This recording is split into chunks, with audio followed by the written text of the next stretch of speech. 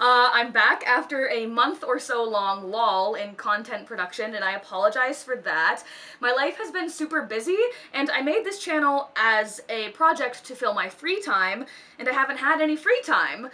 But I'm so super happy about the fact that I've created a very semi-successful functioning YouTube channel, something that I always wanted to do. So I will absolutely be continuing to create content. For the time being, it's just gonna appear sporadically as my life allows availability for.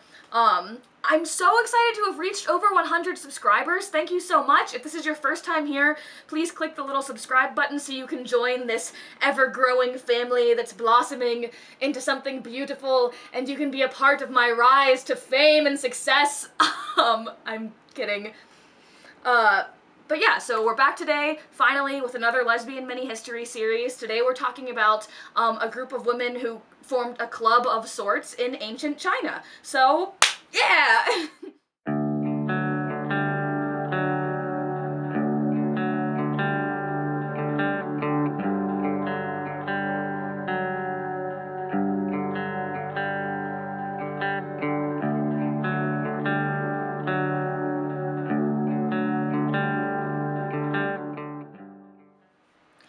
The Golden Orchid was a collection of organizations that formed in southern China during the I'm gonna say during the Jing Dynasty, but that might be wrong, and I super apologize. I'm so bad at pronunciation, so let's find out.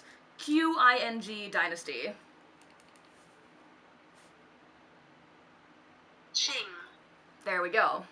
So it was formed during the Qing Dynasty, in 1644 and lasted until 1949, when they were banned because they were associated with a plot to overthrow the emperor.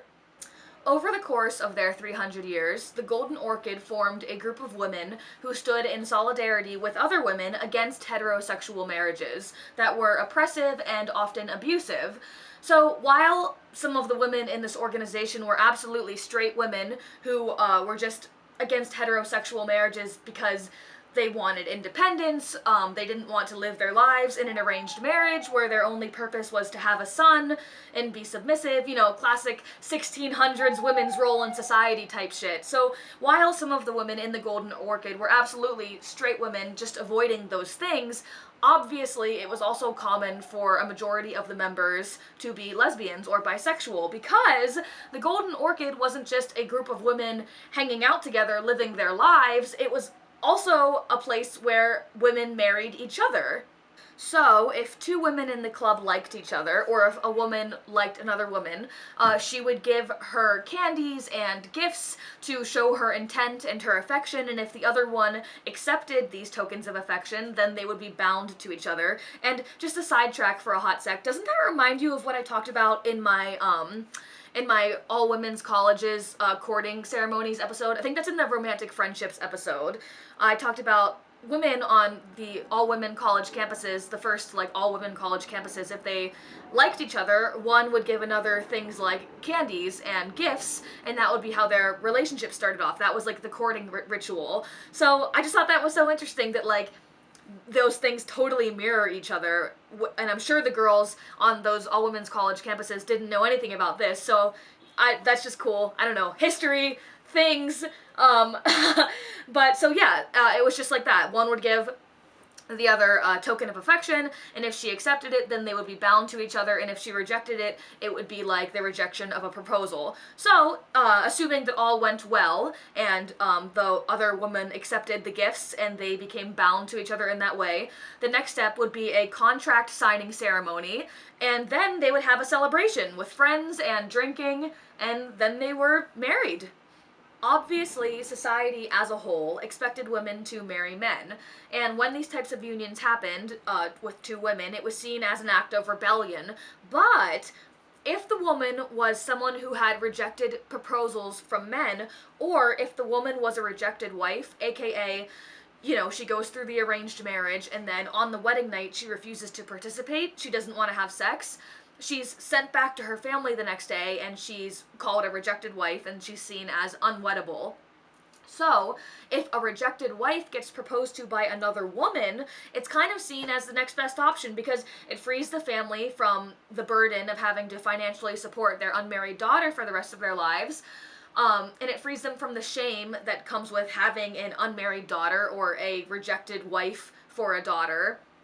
So, if the two women can be financially independent and the family can't send their daughter off with a man, it does come across as, the next best option. At least it gets her out of the house and it frees them from the burden of having an unmarried daughter because she has to be married to somebody. God forbid a woman just go out into the world and get a job and support herself. Like, you gotta hook them up somehow. But yeah, that's kind of how it was seen. But we all know, if we've been paying attention to my past lesbian mini-histories, that throughout history, women were trapped in heterosexual marriages because they couldn't support themselves financially otherwise. They couldn't survive financially because women weren't employed and men made money and women had to rely on men in the patriarchy. And yeah, so how were these women in the 1700s supporting themselves financially? Well, they had the silk industry to thank for that. Because it was quickly growing and employed women. So thanks, silk industry, for helping the gays be independent. Something else that I think is interesting and cool is that, say a woman joined the Golden Orchid because she didn't want to get married to anyone. Say she was asexual or aromantic or both, or just didn't want to get married. Obviously she's joined the Golden Orchid because she doesn't want a heterosexual relationship, but if she also didn't want a relationship with a woman, she could essentially marry herself. So at this time in China, women would wear their hair in certain ways that signified their availability. So there was a certain way that a married woman would comb her hair to signal that she was taken.